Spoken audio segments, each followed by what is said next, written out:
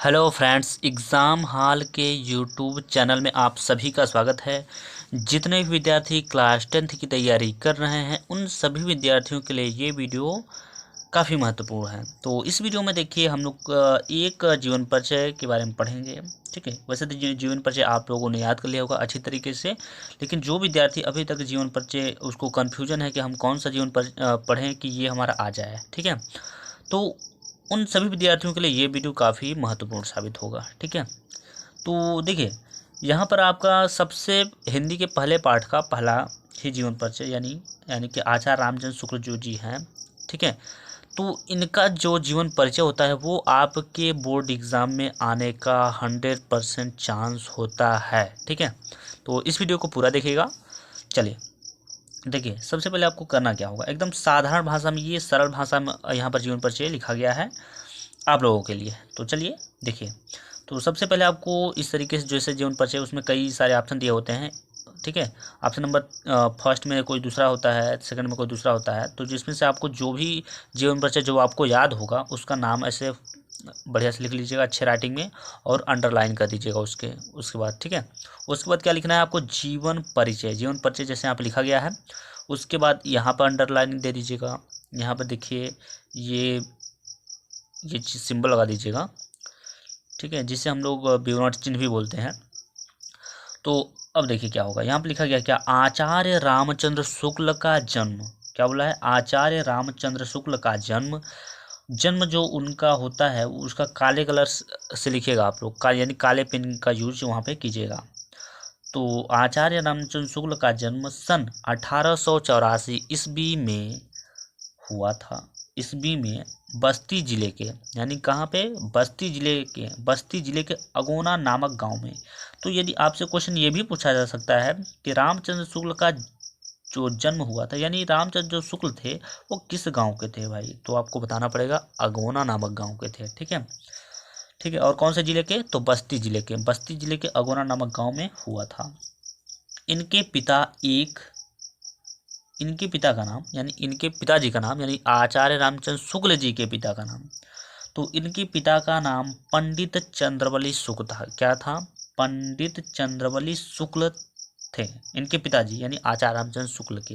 ठीक है, जो सुपरवाइजर कानून को थे, मतलब रामचंद्र शुक्ल जी हैं, उनके पिता चंद्रवली शुक्ल क्या थे, कानून को सुपरवाइजर कानून को थे। बालक Ramchandra Shukla entrance high school की परीक्षा मिर्जापुर जिले के मिशन स्कूल से उत्तीर्ण की।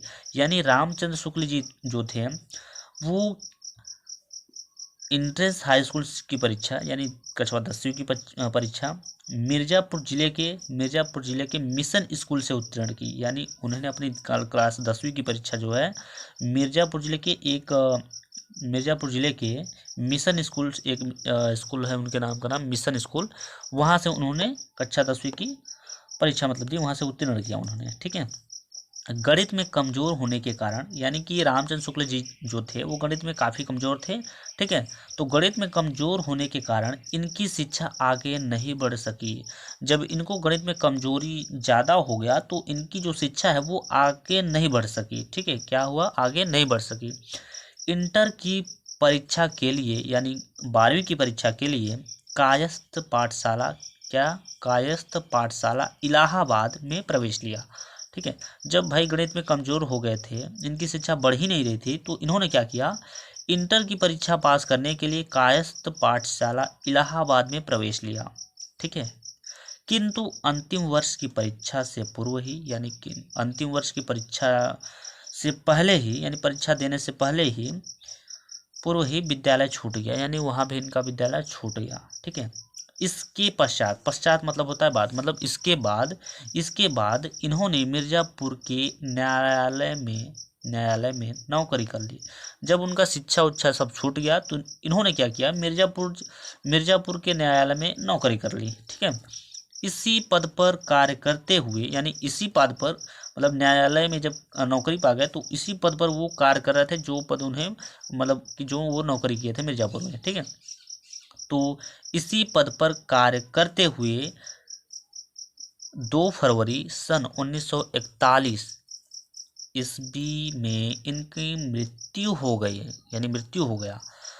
तो जब मिर्ज़ापुर के न्यायालय में वो नौकरी किए, उसके बाद क्या किए, उसी पद पर कार्य करते हुए करते करते उनकी 2 फरवरी सन 1941 ईस्वी में इनका मृत्यु हो गया। ऐसा आपको लिख देना है। काफ़ी आसान शब्द है, वो आपको तो वीडियो के समय ही याद हो गया होगा। ठीक है कि नहीं, याद हो गया है? याद हो गया है। ठीक, उसके बाद आपको क्या करना है, कुछ रचनाएं भी लिख दीजिए। क्या लिखेंगे? कुछ रचनाएं भी लिख दीजिए, तभी आपको फुल मार्क्स मिलेगा, अन्यथा नहीं मिलेगा। तो जैसे यहाँ पे रचनाएं लिखिएगा, हेडिंग कर दीजिएगा अच्छे से। उसके बाद लिख सकते हैं यहाँ पे जैसे चिंतामणि है, विचार विधि है, ठीक है। और आलोचना में देखिए क्या लिखा गया, आलोचना में ये देखिए निबंध है, विचार चिंतामणि और विचार विधि। और आलोचना में यहाँ पे दिखाया गया है रस मीमांसा और त्रिवेणी सूरदास। ठीक, सूरदास। तो आपको मैक्सिमम 2 ही रचने लिखने होते हैं, दो लिख देंगे तो आपका पूरा फुल मार्क्स जो है मिल जाएगा। ठीक है, तो इस वीडियो में इतना ही। मिलते हैं नेक्स्ट वीडियो में, तब तक के लिए जय हिंद, जय भारत।